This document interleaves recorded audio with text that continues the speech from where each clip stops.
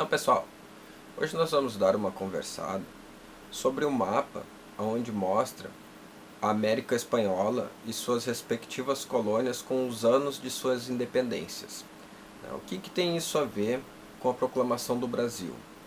Pois bem, quando a gente se tornou independente, em 1822, a gente se tornou uma colônia, ou melhor, um império, basicamente aos moldes da colônia portuguesa. Ou seja, não mudou muita coisa aqui, ficou um imperador, esse imperador ele então reinava, afinal ele era o rei, ele era o Dom Pedro I. Na sua conjuntura posterior, então, a gente tem o Dom Pedro II, onde vai englobar ali a Guerra do Paraguai, entre outras revoltas e tal, o fim desse processo todo do segundo reinado, e então a ascensão da proclamação da República. Tranquilo, beleza? Parece tudo muito lindo, muito romântico. Só que esse processo todo que a gente passou em 1889, a gente consegue perceber que a maioria das colônias espanholas, ou das ex-colônias espanholas, que se tornaram independentes, conforme as suas datas ali, anos, demonstrado no mapa, eles já se tornaram repúblicas, ou pelo menos próximo ao que seria uma república. A gente viu ali que no Paraguai existia a República Democrática do Paraguai, com uma conjuntura em que o presidente ele era meio que vitalício, e passava essa presidência de pai para filho. Então eles meio que deturparam o conceito ali, mas já eram os moldes, já se encaminhava nesse processo, já tinha outros setores bem democráticos dentro desse governo, mesmo tendo um imperador. Já o Brasil não. O Brasil a gente percebe que ele vai levar um bom tempo até conseguir se tornar realmente independente, uma política independente de uma democracia, uma república, onde o povo passa a ter voz, onde os setores passam a ter voz e etc. Claro, a economia no Brasil, vocês podem perceber ainda mais nessa época de pandemia, que realmente a economia no Brasil é algo que sempre foi característico do nosso povo aqui. Então a gente tem os grandes cafeicultores, que vão ser futuramente os primeiros investidores na área industrial aqui no Brasil, por ter muita grana. E aí a gente vai ter esse grande abismo, onde a grande maioria tem o estritamente necessário para sobreviver. Então é esse grande abismo social que a gente percebe. Mas o que tem a ver a independência dessas ex-colônias espanholas aqui no mapa apresentado? Tem a ver que, já que muitos dos países europeus viam a nossa América como um meio, um modo de extrair matéria-prima necessária para a produção deles lá na Europa, isso era muito fácil quando todo mundo era colônia. Eles vinham, botavam uma pressão, forçavam a administração local a extorquir do povo e extrair o suco do povo e da terra também.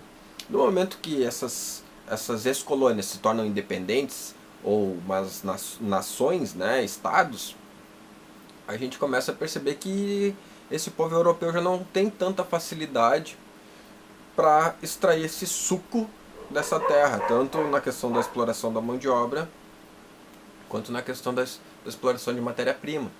Então eles se voltam para um outro lado, de exploração. Como assim para um outro lado? Bom, então a gente vai fazer uma reflexão onde a gente dividia, ou melhor, dividiu a Terra em duas partes, certo? Um lado que pertenceria à Espanha, e aí origina toda a América Espanhola, e um lado que pertenceria a Portugal, o dito Tratado de Tordesilhas. E então é o seguinte, o Brasil ele pertencia à Espanha, mas só que devido a um desvio corruptivo de Cabral acabou caindo aqui o Brasil e toda essa terra continental que se tornou o Brasil. Mas enquanto isso, a África estava de molho. Então, enquanto estava explorando aos montes, digamos assim, explorando todas as áreas aqui na região da América, do Novo Mundo, como eles chamavam, a África ficou sendo explorada sim, ela não ficou livre de exploração, ela foi explorada sim porém em menor escala. Então quando começa a faltar matéria-prima aqui, da vinda do Novo Mundo para a Europa, os europeus começam a se movimentar dentro do continente africano e começam a dividir a África em setores que vão destinar esses setores para nações se explorarem. Então a gente vai ver diversas colônias espalhadas dentro do território africano. Um exemplo bem clássico é a Inglaterra, fazer a África do Sul, formar a África do Sul, o norte da África, exploração francesa, a Alemanha mais setentrional ali, então é interessante perceber isso, assim como Portugal também havia diversas colônias ali na África, porque foi Portugal que abriu os caminhos para essa exploração na África. Então agora a gente já está começando a formar um cenário que vai ser interessante para acabar resultando no que a gente chama de Primeira Guerra Mundial. Claro que não foi a primeira guerra, ocorreu diversas guerras, mas mundial, onde envolveu diversos setores e diversas nações, ela foi a primeira.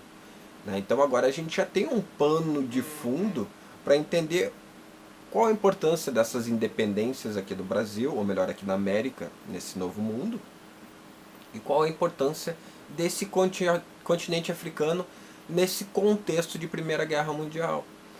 Então a gente percebe que a África em si, ela acaba sendo dividida em várias frações, e eu vou colocar uma demonstração aqui para vocês verem, e aí vocês podem perceber que realmente, aqui a gente tem a Alemanha, a gente tem a Inglaterra, a gente tem a França, Portugal e entre outras nações que estão explorando esse continente africano. Então eles começam a explorar esse continente africano de tal modo em que nem todas as nações estão em comum acordo com a sua área de exploração. Então começa a haver uma queda de braço. Uns acham, pô, meu jardim não é tão bonito quanto o jardim do meu colega, do meu amigo, do meu vizinho, do meu conterrâneo, ou dessa nação que está aqui do meu lado explorando. Então eles estão lucrando mais do que eu. Tipo assim, deu um mimimi, um chorezinho assim básico, e aí acaba resultando. E aí a gente vai estudar um pouco esse processo. Mas basicamente para nós entender por que a independência das Américas espanholas é importante, bem como a do Brasil e dos Estados Unidos também. Os Estados Unidos é uma outra conjuntura para a gente tirar um momento só para dar uma analisada nesse processo de formação dos Estados Unidos, que ele é bem complexo e ao mesmo tempo interessante, porque é uma coisa que a gente percebe que aqui no Brasil a gente não tem como herdar essa herança que ocorreu nos Estados Unidos, de patriotismo, de lutar pelos seus ideais e tentar conquistar o mundo inteiro, esse modo imperialista de ser.